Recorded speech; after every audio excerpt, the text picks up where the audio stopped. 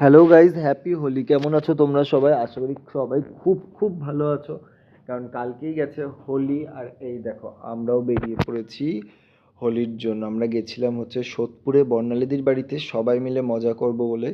যদিও আমরা প্ল্যানিং করেছিলাম যে হাউস পার্টি করব, ওই জন্যই হচ্ছে আমি এই যে চলে যাচ্ছিলাম। আমি আর দেবজিৎ যাচ্ছিলাম, অটো করে যাচ্ছিলাম। বাইকটা বর্ণালীদির বাড়িতেই ছিল, তাই জন্য আমি আর রাস্তাঘাট দেব তো অস্বাভাবিক নিলিবিলি ছিল, খুব ভালোভাবে চলে গেলাম। আর এই দেখো, ব্যাগ ফ্যাগ ছিল আমাদের কাছে কিছু, কারণ বাজার করে নিয়ে যাচ্ছিলাম।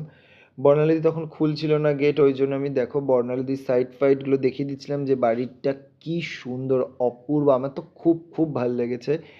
গাছ ফাছ, এই দেখো এঁচোড় ঝুলছে, প্রচুর গাছ আছে বর্ণালীদির বাড়িতে। আর এই যে দেবী বেরিয়ে এসছেন, কিন্তু খুব আনন্দ, কারণ বর্ণালীর বাড়িতে এইটা ছিল আমাদের ফার্স্ট পার্টি।